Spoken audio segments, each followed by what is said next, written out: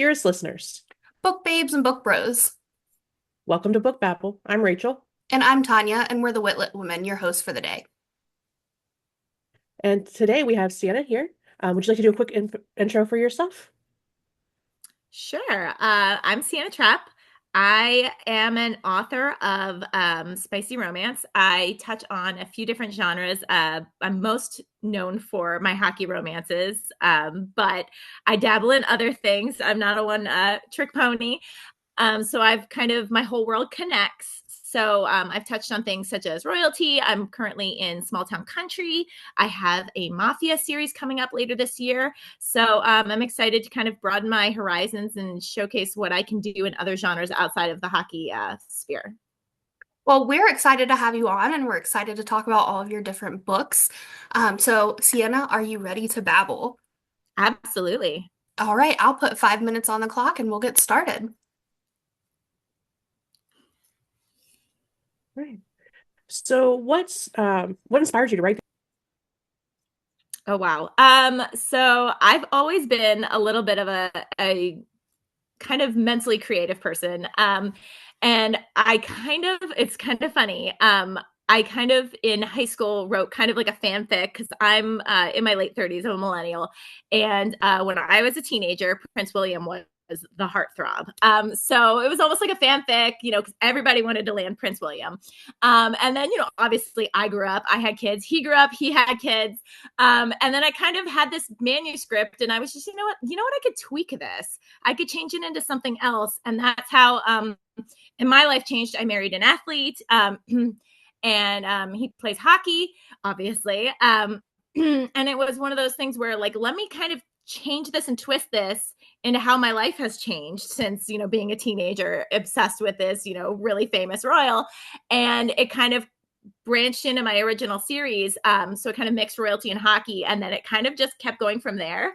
But it was one of those things where it nagged at me in my mind, like this mashup. And I was like, you know what, I got to get this out before it, drives me insane. And it just went from there. Yeah, and that was actually Scoring the Princess, right? Yep. Yes. Okay. So, love that. And I also love that you got started with fan fiction. You did mention before, though, that you have started to write a Mafia series. Mm-hmm. How and why did you decide to start doing that? I think it's one of those things where I'm a reader of all genres. I'll read anything out there. And it's one of those things where it's started to captivate me after a while. I've read enough of them. I've read them in so many different ways. Obviously, there's some greats out there. Nicole Fox, S.J. Tilley's touched on it. And it's just one of those things where I wanted to expand into something that's a little grittier, but not, obviously that's not something I want to specialize in, but I want to be able to kind of challenge myself creatively to move into different spheres and kind of, give, and also not only that, expand my reader base because hockey's such a niche thing. And you're starting to see, yes, it's very popular, but you're starting to see where people are like, okay, I'm kind of a little bit over it. And I want to be able to expand into people who might not be interested in hockey. And, maybe at some point they're like, oh, maybe I'll give it a try. And I've had readers like that where they're like, oh, I wasn't really into hockey, but I read something else of yours. And then I tried your hockey and I was like, now I like hockey romance. So it's just kind of something to expand my horizons and also to reach a broader fan base. Ooh, I love that. Amazing. So, what's your process for writing? Because you have like a lot Oh, of wow. interests and things that we're hearing about. So,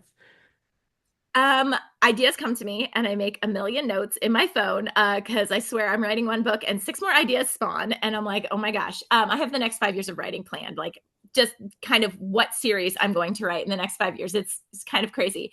But my process is I have a general plot line. I know who the characters are. I know their backgrounds. And I know what the general plot's going to be. So like, oh, okay, so Surprise for the Sniper was Secret Baby or Coach's Daughter and Bag in the Blue Liner. And I kind of have the general idea, but the actual things that happen in that story, I might have one or two big moments that I know I want to happen. But otherwise, I sit down on my computer and I'm like, I don't know what's going to happen today. And the characters 100% tell me. Sometimes they shock me and I'm like, whoa, did that just happen? So it's really fun because if I write something on a different day, the scene would have been completely different. And I think that's what's the most fun about how my books come together is I get to go back, when I finish it, I go back to edit and I'm like, wow, I can't remember. Like, I don't remember from the beginning, but I'm like, that was kind of fun. Like, so it's different, but it's exciting at the same time. I absolutely love that you kind of just like let them go and do their own Mm-hmm. thing. Yeah. Okay, so you had mentioned how you just let them do their own thing, but you also write a lot about a lot of real life difficult issues. Is there Yeah. research that goes into that too? Some of the things have been personally inspired, but other things I do make sure to do my research. Whether it's mental health issues or I've touched on infertility, I've touched on foster care, I've touched on a lot of things. Eating disorders and narcissist trauma responses. So some of those things are personally inspired, and other times I do a little bit of research. But I try to write with emotion. So it's like, how would I feel in their shoes? Especially with the infertility book, it's like I know what I would have felt like in her shoes. So I really, dug into that real hard. Wow, perfect timing. You got there right on the dot. That was impressive. I don't think anyone else has done that before. So we are through the 5 minute AMA. We'll post this on Instagram. The remaining part of the show will be on YouTube and Spotify for all the viewers and listeners. So hop on over there, and we're going to continue chatting. Awesome. Uh, so you had just said that you write with emotion, and I have to say, the first book that I read from you was um, Frozen Heart Face Off. I did an arc read, and that thing was phenomenal. I have never read a hockey book with that depth of emotion in it until I read that. It was insane. That one took a lot out of me. I know it's funny because my mom, she brought me into the romance sphere. I've been going to reader events since I was 10. She was a reviewer back in the 90s. She was on the forefront push of paranormal romance. So I've been in this world for a really long time. And so she reads everything I do. And I've struggled beyond Frozen Heart Face Off, just to get the words out. Sometimes, it takes longer to get the same volume of words out. And she'll just look at me and she'll go, that book took everything out of you emotionally. That book, I really poured my soul into it. I knew it was going to be a risk because that's such a sensitive topic. It Oh could have yeah. completely backfired on me, but I was so compelled to write that story that I couldn't just sit on it. I needed the women, and I've had such a response from women who have been through that particular circumstance, and they've really reached out and been like, I feel so seen. And for me, that hits me so hard, because it's like I did something good. I gave them representation in print that Yeah. they're able to see themselves in this world where most epilogues feature marriage and babies, and that's not always achievable for everyone who wants it. And I just wanted to give something to the women who do struggle in that way. So it was That really personal for me. I mean, that book specifically had so much different representation in it. You had medical stuff, you had like society stuff in there. And it was like, if anyone has not read that, I need you to at least pick up that one book from Siena Trap. Like, at least, Yes. And the trauma, the medical situation, that was very personal to me. That's something similar happened to me when I had one of my kids. So oh my God. yeah.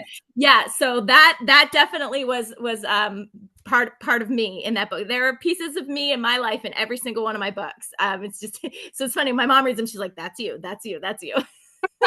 So, okay, we didn't get a chance to ask, but are there Easter eggs that you can tell us about from any of your other books Oh or my series? gosh. I leave breadcrumbs everywhere. I love Um, if you don't read the bonus scenes, I highly, highly recommend them. Obviously, they're, not, I know people don't read epilogues, and that's cool. That's whatever you want to do.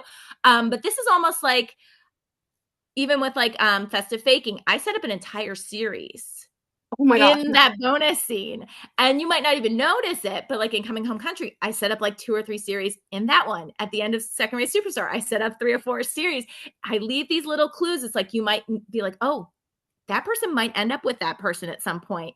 And people will ask me, they'll be like, are you going to write a book about this? And I'm like, maybe. like I said, I've got so many years planned out. But especially with the second gen stuff, I have to wait for these kids to grow up. I'm not ready to write them